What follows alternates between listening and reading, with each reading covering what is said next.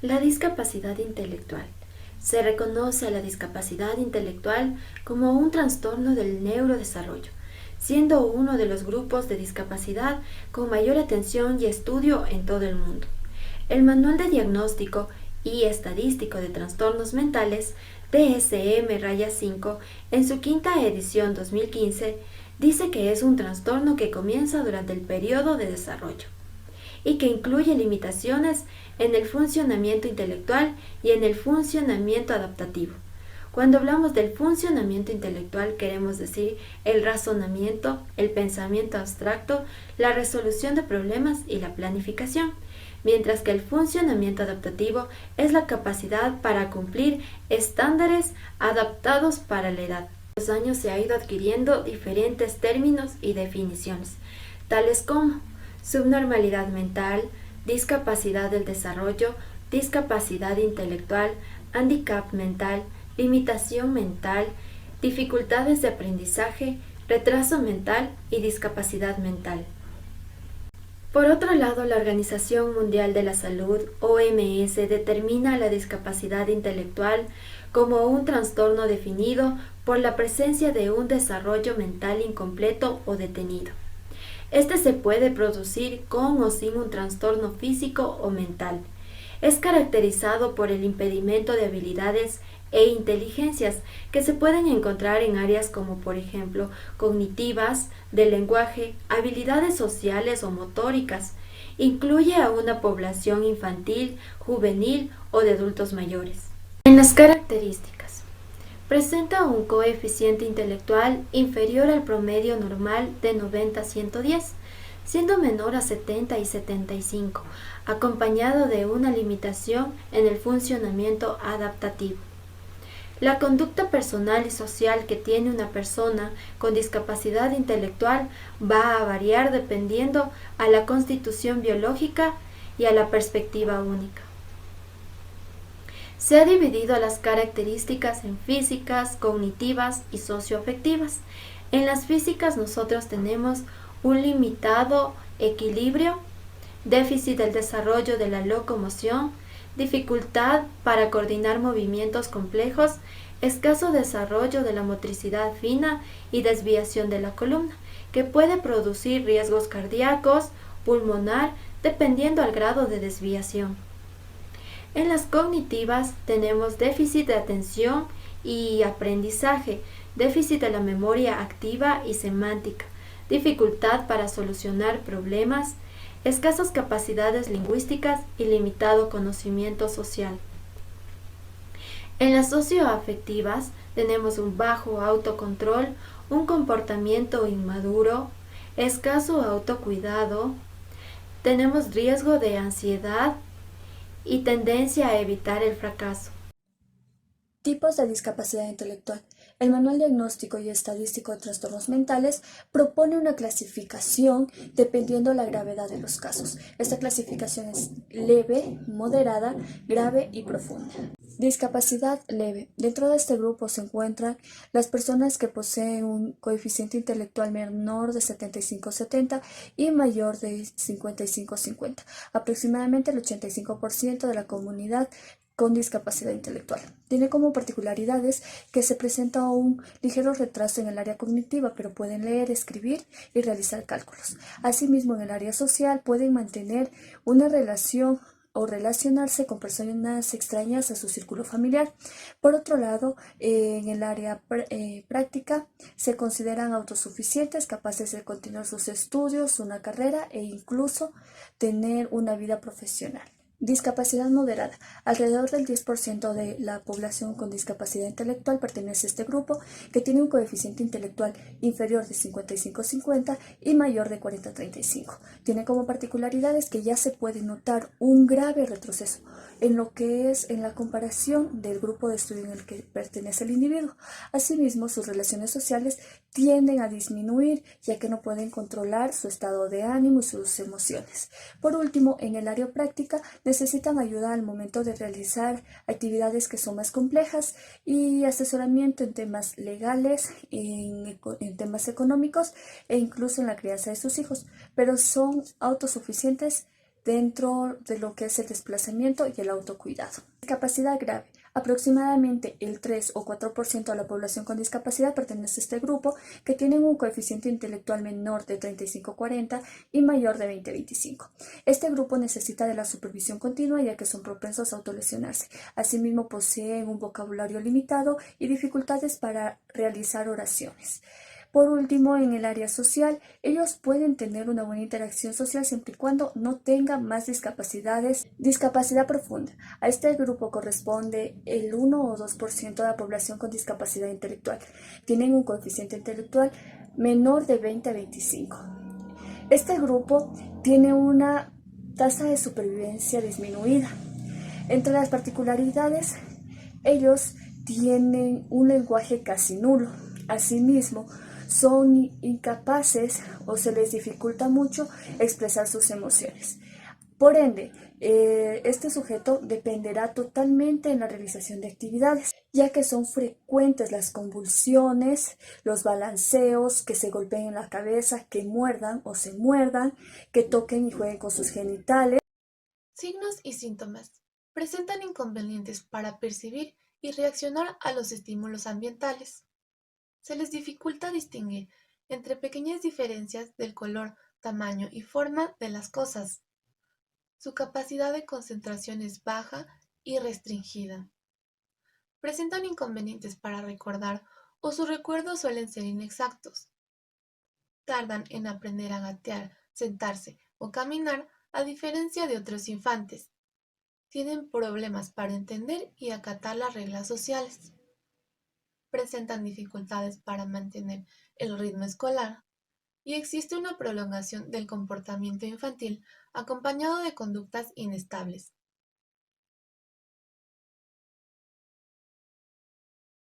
La discapacidad intelectual, en su naturaleza, es traducida como una alteración o variante en la composición natural del sistema nervioso central, específicamente del cerebro. Flores 2015 afirma: "Es la manifestación de la diferencia que la fragilidad biológica expresa en un cerebro". Por ende, las dificultades que puede presentar una persona con esta discapacidad no surgen de un vacío simplemente, sino que se despliegan de una alteración concreta en alguna parte del cerebro que surge como resultado de esta fragilidad biológica antes mencionada. De este modo se explica que la discapacidad intelectual puede tener origen en una amplia variedad de circunstancias médicas, ambientales, conductuales y sociales, siendo que no existe una causa específica, teniendo como factor común una afectación en el crecimiento y desarrollo del cerebro. Por tanto, al ser una condición que puede afectar a diferentes partes del mismo, no posee una localización específica. Sin embargo, en la siguiente explicación podemos apreciar varias zonas del cerebro en las cuales subyacen las principales afectaciones que determinan la discapacidad intelectual. El lóbulo frontal.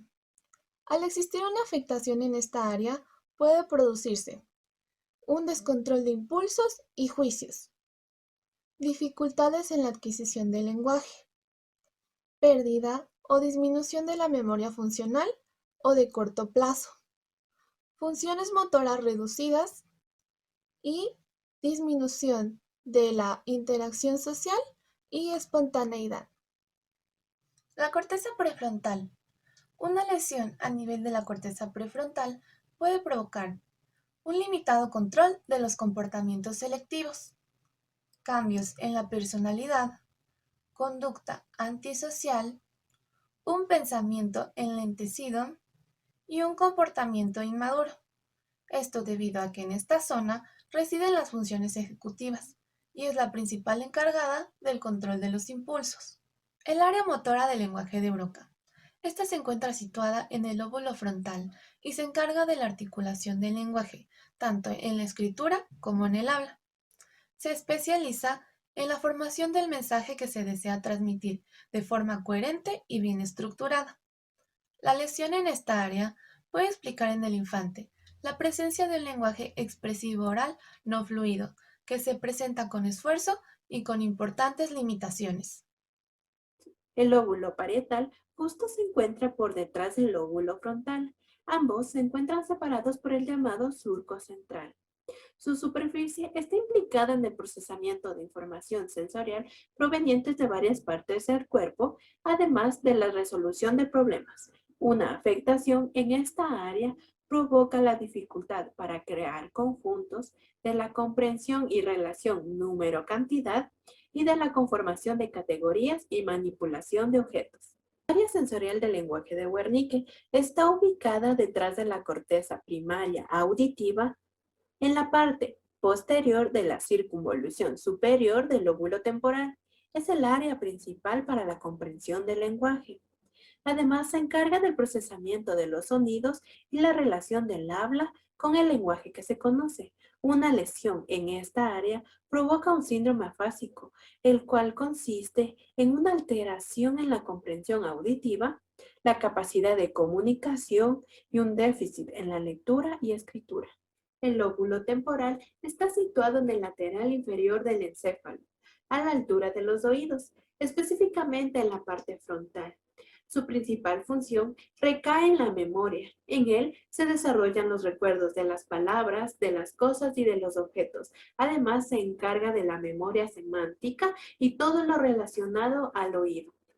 En esta zona se procesa la información y ayuda a pasar de la memoria a corto plazo, en la misma que residen los recuerdos más recientes y se almacenarán en la corteza prefrontal, a la memoria a largo plazo, almacenados en el hipocampo hasta trabajar y quedar fijos en las redes neuronales. Una afectación en esta área provocará un déficit en la memoria activa y semántica y presentará un limitado tiempo de concentración y atención. La amígdala es una estructura subcortical situado en la parte interna del lóbulo temporal medial. Es la estructura más importante dentro del sistema límbico, ya que en él se guarda y maneja nuestras emociones más irracionales. Además, nos ayuda a buscar estrategias necesarias para solventar situaciones de estrés, miedo o peligro, y además nos da una visión equilibrada de lo que sucede a nuestro alrededor. Por ello, una afectación en esta área provocará que presenten un bajo autocontrol, un escaso autocuidado y un alto riesgo de ansiedad.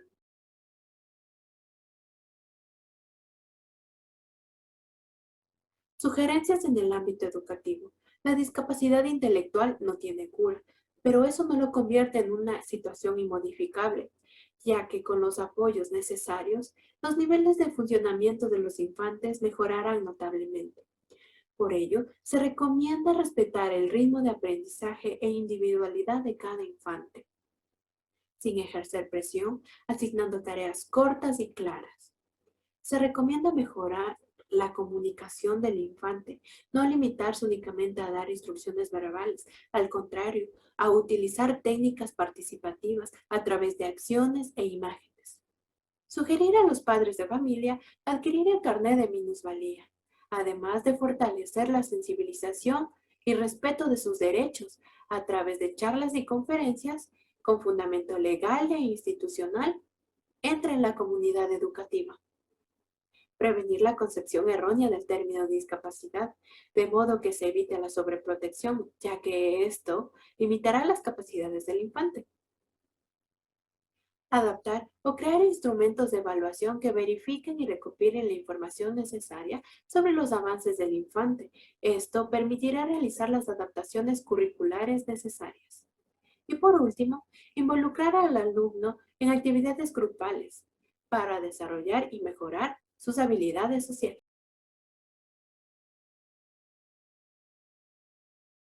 Sugerencias pedagógicas en el ámbito familiar. Se debe trabajar conjuntamente con el personal escolar para crear un plan educativo que nos permita satisfacer las necesidades del niño o la niña. Intercambiar información entre padres y madres de familia con el docente para conocer el desenvolvimiento que lleva el niño o la niña tanto en la casa como en la escuela. Involucrar a los miembros de la familia o personas que se encuentren en su entorno en el tratamiento recomendado por el especialista. No se le debe sobreproteger, al contrario, se le debe promover autocuidado e independencia. Y por último, se debe fomentar una comunicación basada en un lenguaje claro, preciso y natural, evitando palabras complejas y técnicas.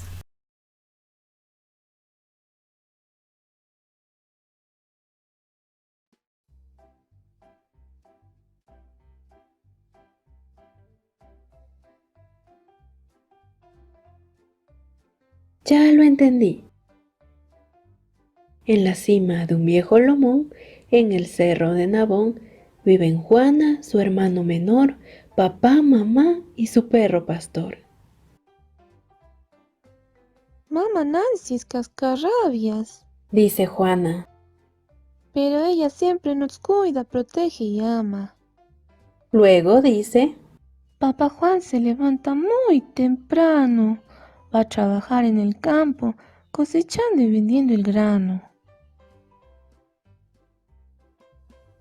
sin embargo, hay algo que Juana no entiende, ya que su hermano Daniel no es igual a los demás, o eso dice la gente, que es un niño callado y mimado que no puede estar solo, pasa adormilado y supervisado por todos.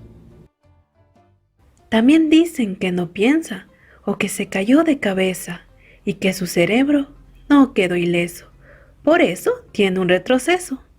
Juana piensa, ¿Será posible eso? así que ha decidido averiguar para enseñar a los demás que su hermano Daniel es un niño que no se queda atrás. Juana dice, A mi mamá yo le voy a preguntar qué cosas a mi hermano Daniel le suelen pasar, para yo también poder ayudar y así entenderlo y hacerlo respetar. Él es igual a mi primo Tomás, ojos, nariz, boca y todo lo demás. No más yo creo que le ha de faltar un poco de esfuerzo para hacerlo conversar.